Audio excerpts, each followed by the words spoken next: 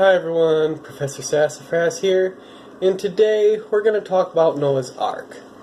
One thing that a lot of people don't really focus on is they don't focus on why the flood happened.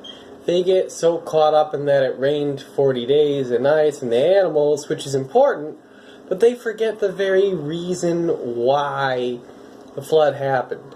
So, let's see, what's the reason for the flood happened? Well, for that, we'll turn to Genesis 6 and verses 5 through 6. I got my Bible right here.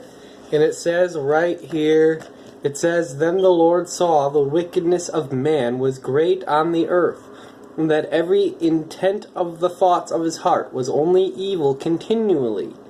The Lord was sorry that he had made man on the earth, and he was grieved in his heart." So the reason that the flood took place was because of sin on man's part.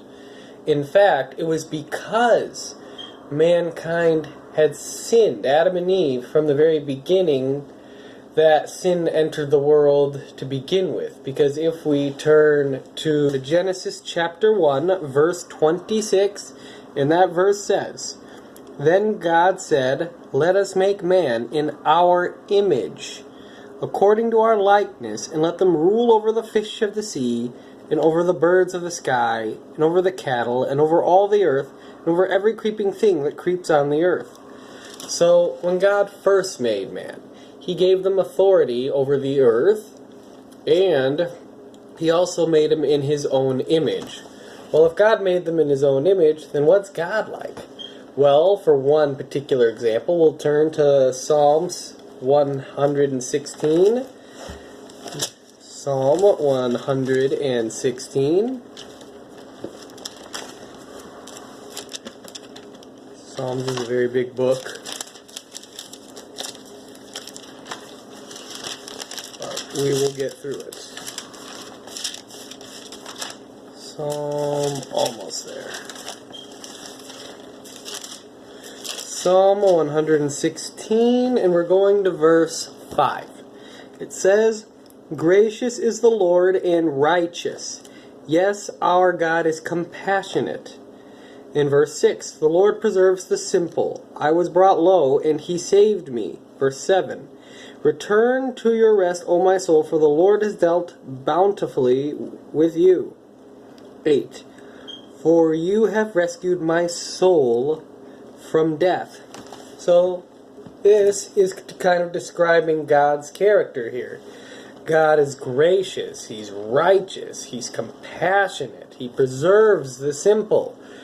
And when we sin, what do we deserve?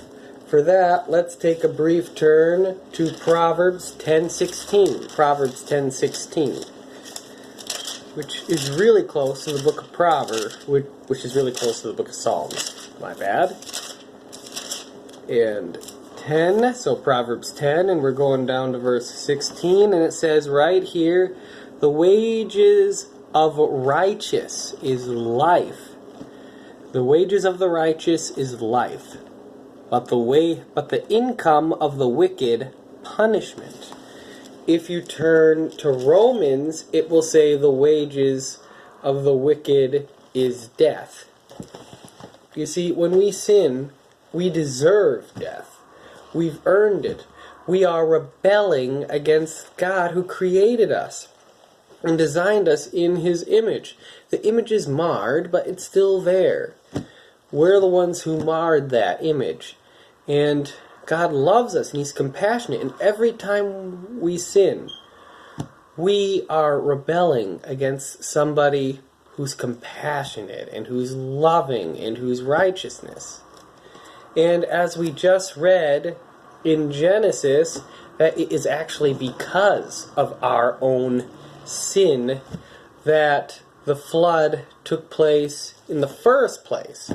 Because it said that, let's turn back and read it again, in case anybody forgot. It says right here again in Genesis chapter 6, verses 5 and 6, "Then the Lord saw the wickedness of man was great on the earth, and that every intent of the thoughts of his heart was only evil continually. The Lord was sorry that he had made man on the earth, and he was grieved in his heart. So that is why the flood happened.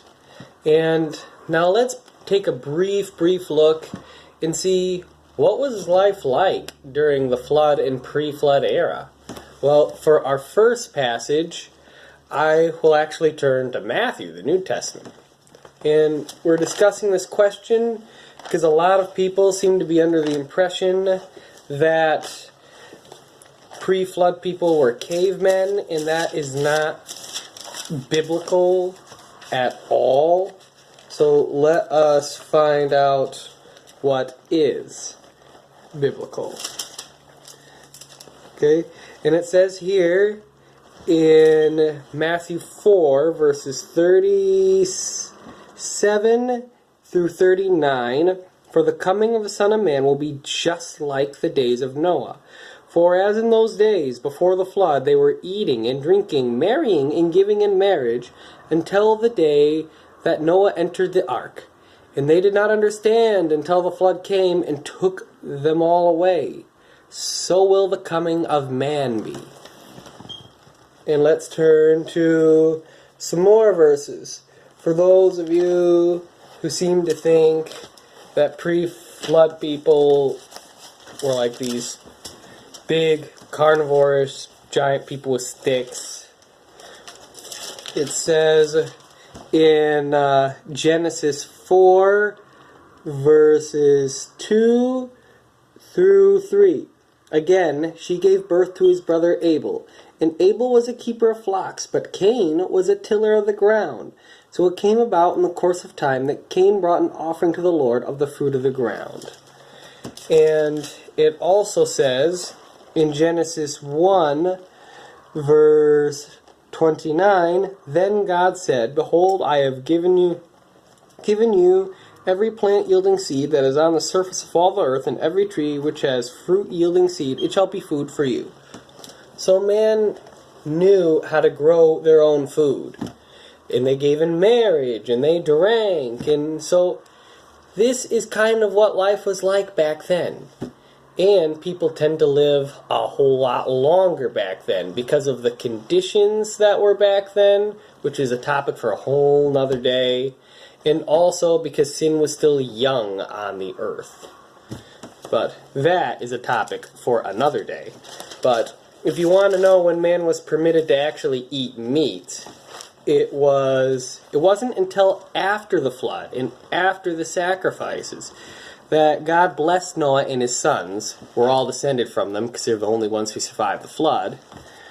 And it says in verse 3, "Every moving thing that is alive shall be food for you. I give all to you as I gave the green plant." So it is here after the flood that God gives us the permission to eat meat. So, what have we learned today?